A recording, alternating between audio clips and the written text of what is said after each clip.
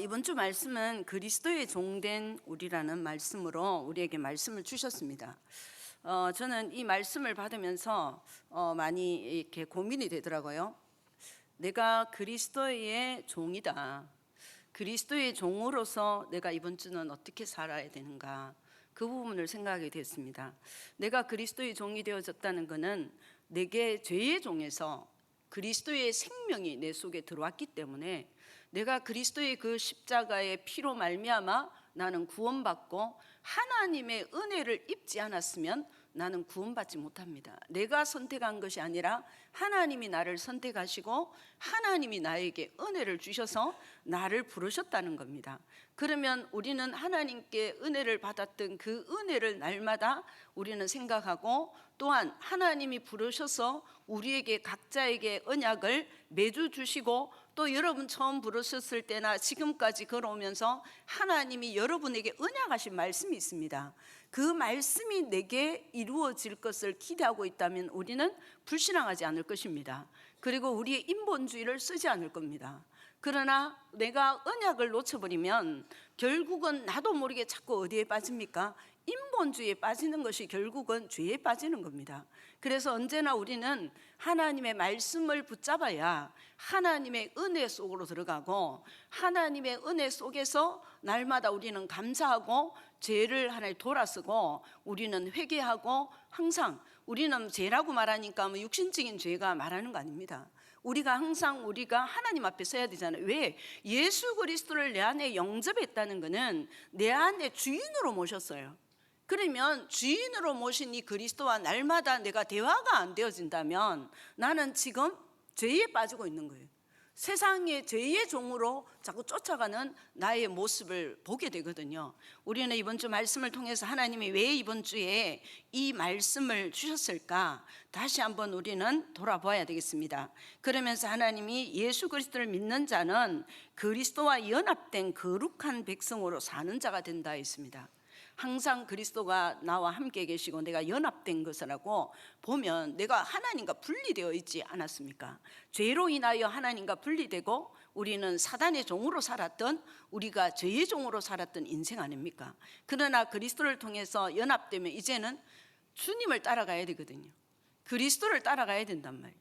그럼 날마다 아침에 일어나서 하나님께 질문하고 또 저녁에 질문하고 모든 하루를 정리하고 주무신다면 우리의 생각과 마음들을 지키는 분이 누구입니까? 성령 하나님께서 우리를 지키고 우리에게 생각나게 하시고 우리를 가르치시고 우리를 인도하시는 약속을 우리에게 주셨습니다.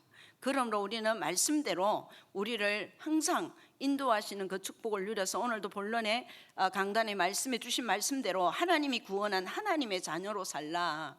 저는 생각해 봤습니다. 하나님 자녀로 사는 게 뭘까? 하나님의 자녀로 항상 우리는 말씀을 새롭게 받아야 됩니다. 그러면 내가 지금까지 하나님 자녀로 살아왔는데 날마다 나는 새로워져야 됩니다. 나는 날마다 하나님 자녀가 되어서 하나님이 주신 이 은혜 속에 이제는 나의 욕심과 나의 계획과 나의 모든 생각을 하느라고 거기에 상처에서 못 벗어나던 인생이었습니다. 그러나 예수 그리스도를 통하여서 하나님이 성령으로 내 안에 계시고 이제는 나를 말씀으로 인도하시고 말씀으로 가르치시고 나를 하나님께서 인도하시는 그 은혜로 인하여서 내가 과거에 묶여있던 상처로 묶여있던 것들, 또 여러 가지 나의 가지고 있던 사상, 철학, 경험, 신념, 이런 것들을 얼마나 많이 가지고 있습니까? 그러다 보니까 하나님의 말씀을 들으면 자꾸 튕겨나가는 문제가 나올 때도 있습니다. 그래서 우리에게는 항상 내가 하나님의 자녀라면 가장 말씀을 따라가는 것이다. 말씀에 순종하는 것이다. 그러면 나는 하나님이 나를 부르셨는데, 우리는 오늘 1번에서 말씀합니다. 구원의 부르심을 젖되 잃지 말고 살라 이랬거든요. 당연히 우리는 구원받은 그 은혜와 그 비밀은 잊지 않을 수 있습니다. 잊지 않고 있습니다. 그러나 하나님의 자녀로서 내가 진짜 하나님의 말씀을 따라가고 있고 하나님의 말씀이 내 것으로 잡혀지고, 그러면 현장에서 먼저 내가 무엇이 됩니까? 기뻐요. 내가 모든 현장을 보면 해석이 달라집니다. 지금까지 내 상처로 있을 때에는 해석할 때마다 어때요? 상처 묻은 그 내용들이 내게서 나와요. 내 입에서요. 그러나 상처가 치유가 되고 나면, 자유자가 되고 나면 말하는 게 달라집니다. 우리는 이런 모든, 또 내가 철학이 있고 내 사상이 있으면 그 사상이 묻어나옵니다. 그러나 하나님의 말씀으로 나에게 있다면 그 말씀으로 인하여 세상을 해석하고, 내게 이 사건이 일어나도 그렇습니다. 문제가 일어나도 해석이 달라져야 됩니다. 하나님의 자녀는 어떤 문제가 와도, 우리가 어떠한 사건이 일어나도 그것이 뭡니까? 하나님이 우리를 분명히 하나님의 계획을 가지고 하나님의 뜻을 가지고 지금 이끌어가고 계시는 그 사실을 보아야 됩니다. 그래야 절망하지 않습니다. 낙심하지 않습니다. 내가 발버둥 튀지 않습니다. 하나님의 말씀을 붙잡고 하나님 앞에 겸손히 서고 겸허하게 서서 하나님을 예배하고 바라볼 수밖에 없고 불신앙하지 않는 자가 될 수 있다는 사실입니다. 그럼 우리는 하나님의 자녀는 하나님의 계명에 순종하는 삶을 살아야 한다 그랬습니다. 우리는 율법으로 구원을 얻는 것이 아니지 않습니까? 그래서 하나님께서 우리를, 모든 그리스도인은 차별 없이 그리스도 안에서 하나님의 형상이 회복되어졌다고 했습니다. 그래서 우리는 차별이 없습니다.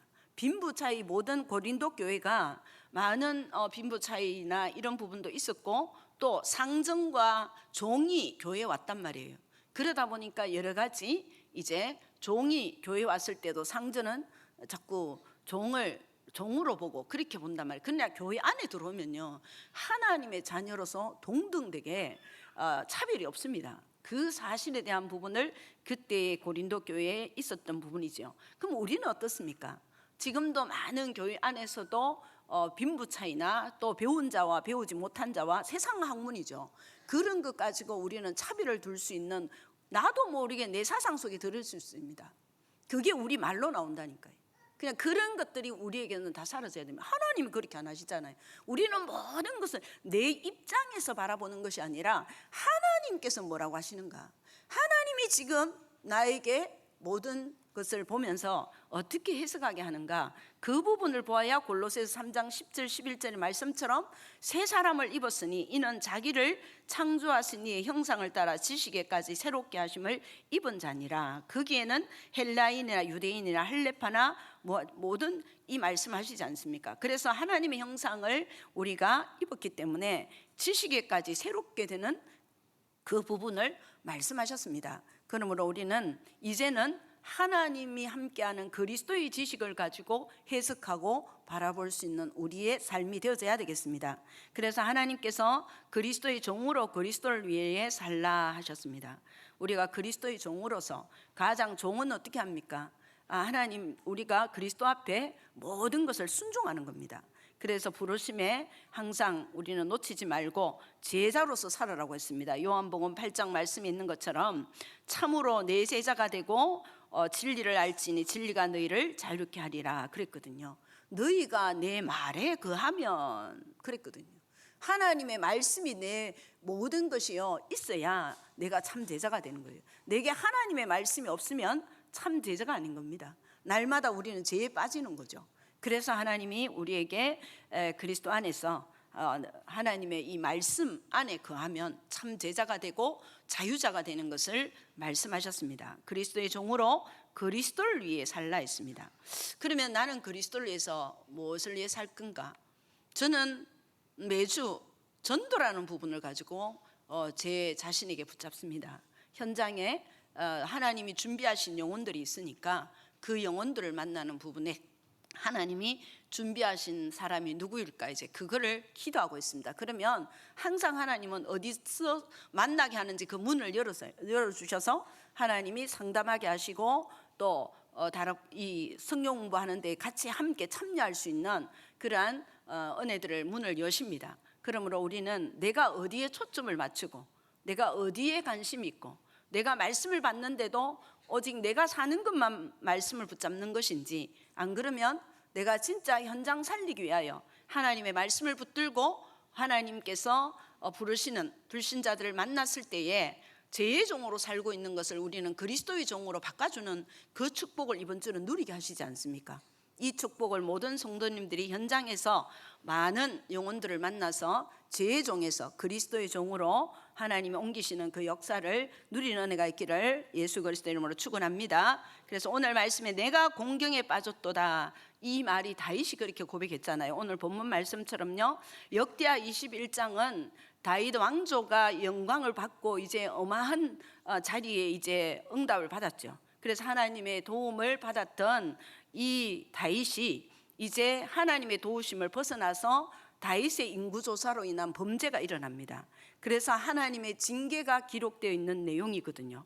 그러나 다윗의 실수에 초점이 맞춰진 것이 아닙니다. 자세히 보면 오히려 다윗의 회개와 하나님의 용서를 통하여서 더욱 이 다윗을 성화되게 하시고 신앙 고백하게 하시고 하나님께 영광을 돌리는 그런 응답들을 누리게 하시고요, 범죄로 인하여서 결국은 어떤 응답을 받느냐, 하나님의 성전 건축 부지가 선정되어지는 그 응답을 누리게 되어지는 장소가 됩니다.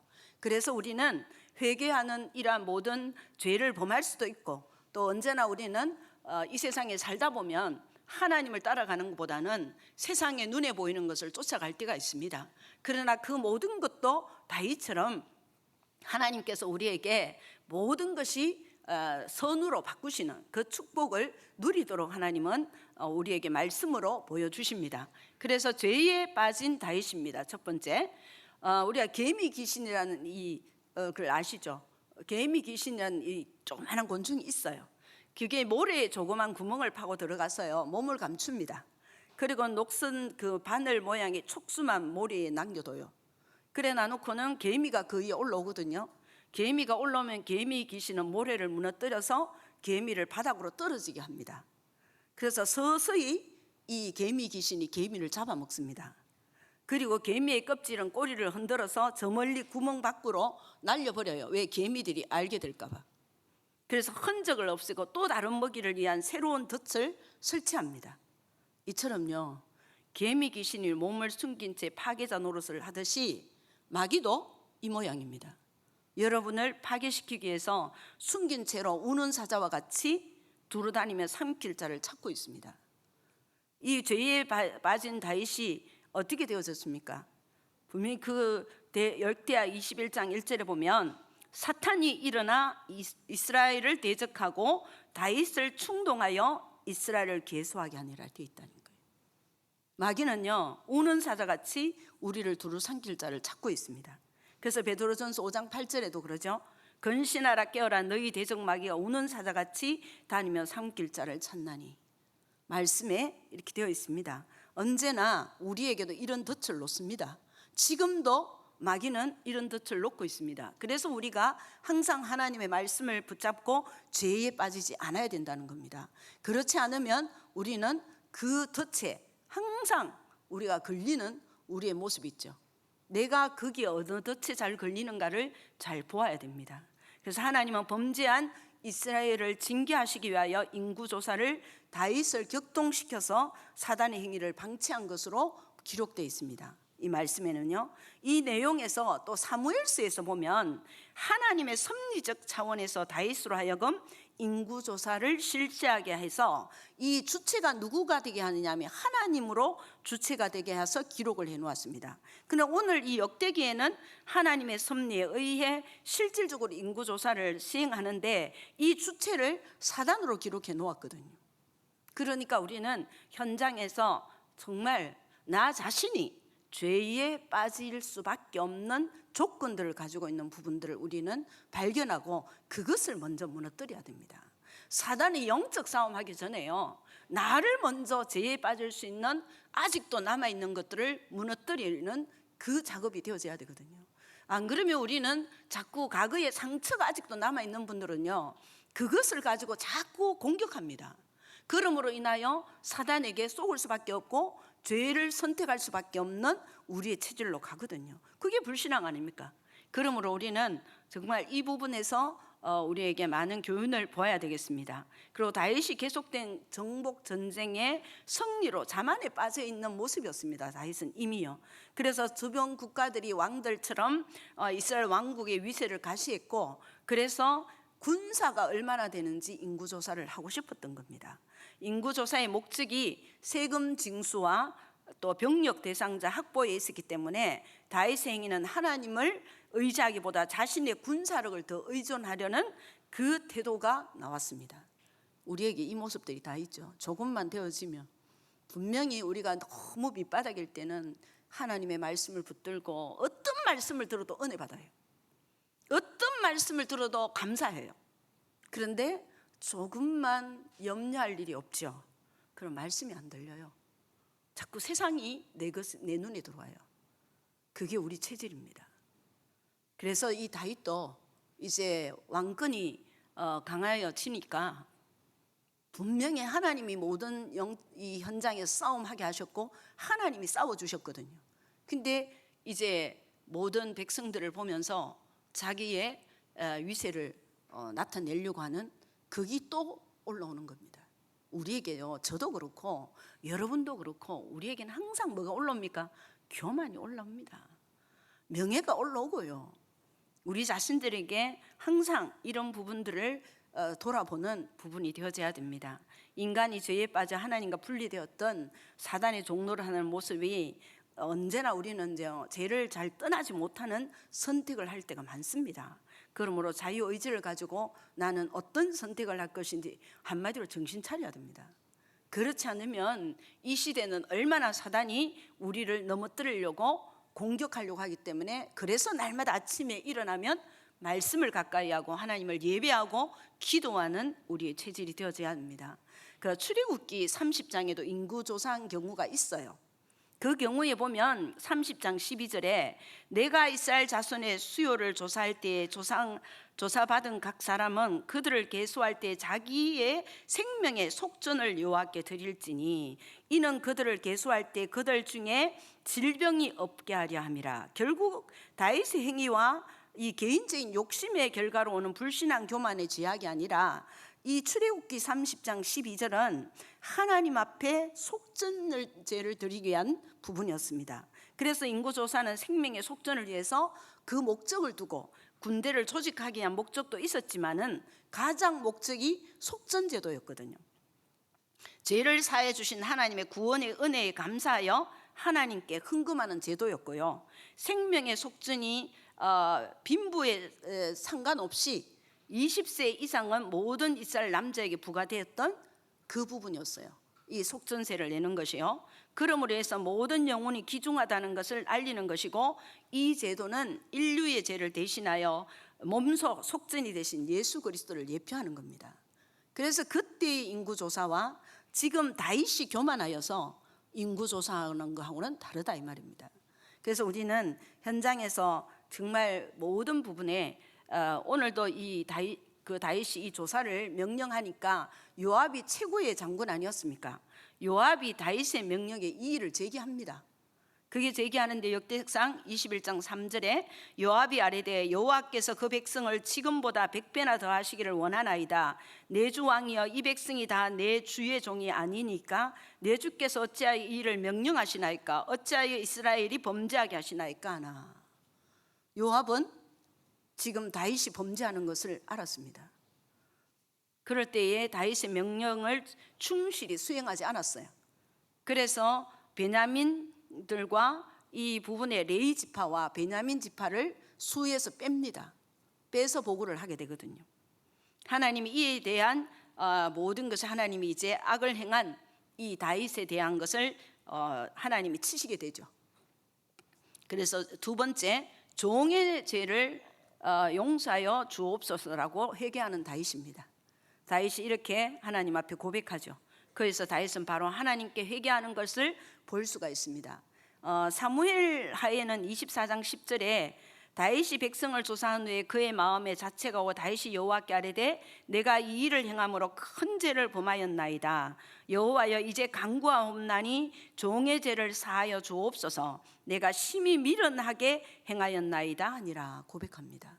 이렇게 다윗이 고백하는 것처럼 자신의 미련함을 고백했던 역대상 21장 8절에도 그렇게 고백했죠.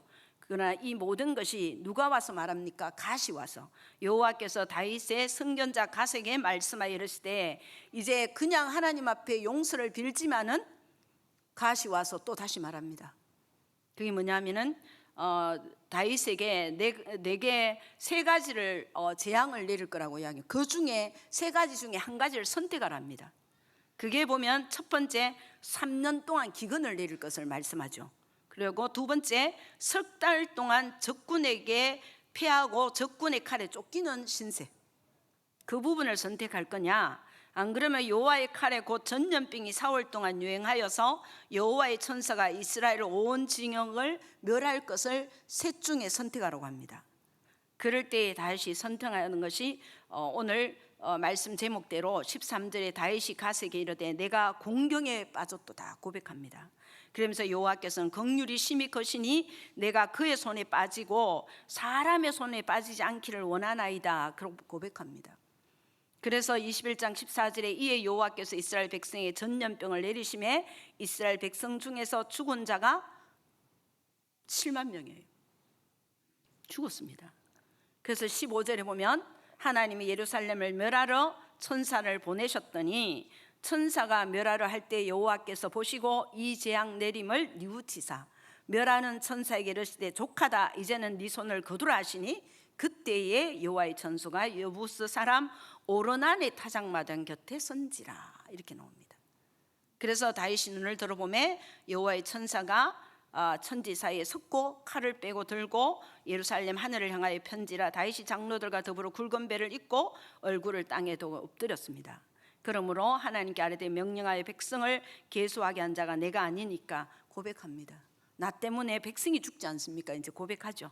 그래서 나의 하나님 여호와의 주의 손으로 나와 내 아버지의 집을 치시고 주의 백성에게 재앙을 내리지 마옵소서 그렇게 고백합니다. 모세도 그랬죠. 모세도 이제 이 시내산에서 내려왔을 때에 완전히 백성들이 그 우상을 만들어 놓고 그렇게 했을 때 재앙이 내려질 때에 출애굽기 32장 32절에 보면 모세가 고백하죠. 그러나 이제 그들의 죄를 사하시옵소서. 그렇지 아니하시오면 원하건대 주께서 기록하신 책에서 내 이름을 지어돌라 하면서 하나님 앞에 회개합니다. 그만큼 하나님은 우리의 회개를 다 받아주십니다. 그래서 어떠한 상황에 있을지라도 그리스도 예수 안에서 우리는 우리의 모든 부분들을 돌아서고 하나님 앞에 회개하고 그러면 하나님은 멈추십니다. 그 사실이 우리는 믿어져야 됩니다. 그래서 다윗의 회개의 자세에서 볼 수 있던 것처럼 자신의 죄를 속죄하고 하나님 앞에 이 자기 자신을 회피하지 않고 잘못된 것을 고백하는 걸 보게 됩니다. 세 번째, 여호와의 말씀에 그래서 회개하고는 순종합니다. 무엇을 순종하느냐 하면은 역대상 21장 18절에 갓이 다윗에게 이릅니다. 그 여부스 사람 오르나니 타작마당에 여호와를 위하여 제단을 쌓으라고 합니다. 우리가 하나님께 회개하고도 하나님 앞에 서고 예배하고 그리스도를 붙들고 하나님 앞에 항상 서야 됩니다. 그냥 회개로 끝나면 안 됩니다. 그래야만이 다시 그 죄에 빠지지 않습니다. 그래서 오늘 여호와의 말씀에 갓이 말한 대로 순종합니다. 그러므로 이 번제와 화목제를 타작마당에 드리는 다윗이 되어집니다.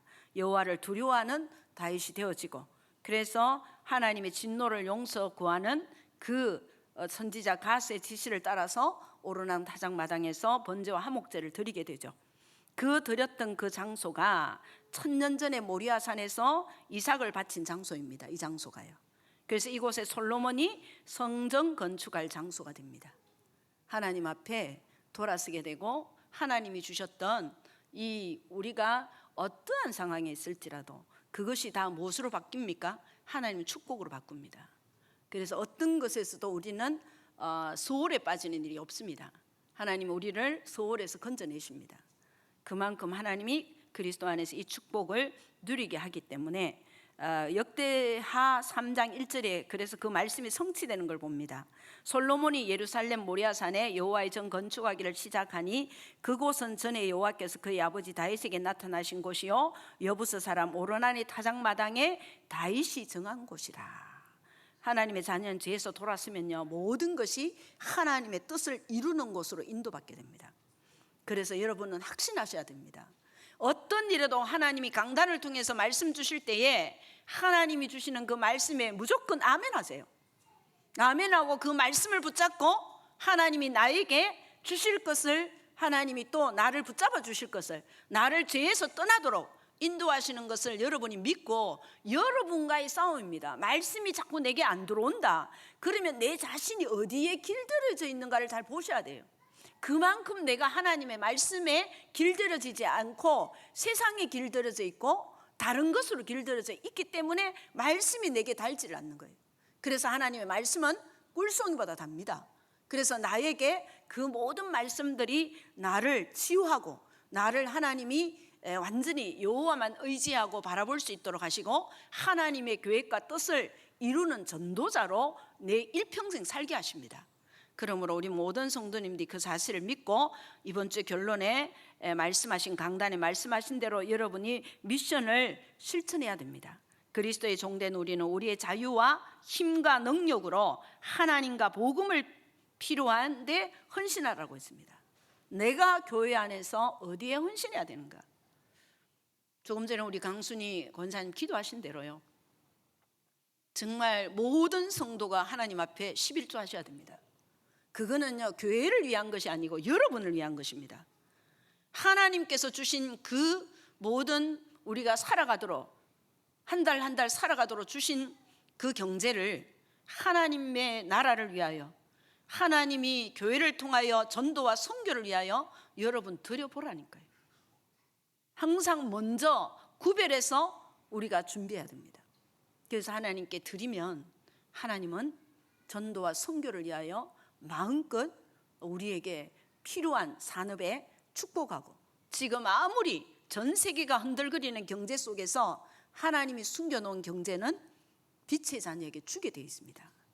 그 사실을 붙잡고 내가 어디에 헌신할 것인지 항상 기도하고 하나님께 모든 생각을 둘 수 있는 부분이 되고, 또 고난주간으로 부활주를 놓고 특별 새벽기도 지금 진행되고 있고요, 항상 하나님이 주신 이 예수 그리스도에 대한 것을 묵상하라고 했습니다. 히브리서 3장 1절의 말씀처럼, 그러므로 함께 하늘에 부르심을 받은 거룩한 형제들아, 우리가 믿는 도리의 사도이시며 대제사장이신 예수를 깊이 생각하라. 그리스도를 깊이 생각하시다가 이번 주에 그리스도의 종으로서 나의 삶이 가장 복된 삶이 되어지는 축복들을 누리시기를 주 예수 그리스도님 축원합니다. 기도합니다. 하나님 감사합니다. 우리는 언제나 예수 그리스도를 영접하고 예수님을 모시고 있지만은 나의 뜻과 나의 생각과 나의 사상과 나의 신념을 가지고 자꾸만 세상을 쫓아갈 때가 많은 우리인데도, 하나님은 항상 나를 돌아서게 하시고 오직 그리스도 앞에 설 수 있도록 하나님이 우리를 부르시고 말씀으로 가르쳐 주시고, 그 말씀을 통하여서 힘을 얻게 하시고, 또한 말씀을 통해서 하나님이 성취하시는 하나님의 약속을 주심을 너무나 감사합니다. 우리 모든 성도님들이 항상 하나님의 말씀 앞에 겸손히 서게 하시고, 그 말씀을 나의 양식으로 붙잡는 믿음들이 되게 하여 주셔서 현장마다 가정이 살아나고, 또한 지인들이 살아나고, 가문이 살아나고, 현장에 전도의 문이 열리며 전 세계 현장에 하나님이 원하시는 선교의 문이 열려서 다민족들을 살려서 저 나라로 각자 각국으로 보내서 교회를 세울 만큼 응답받는 교회가 되게 하여 주옵소서. 예수 그리스도 이름으로 기도합니다. 아멘.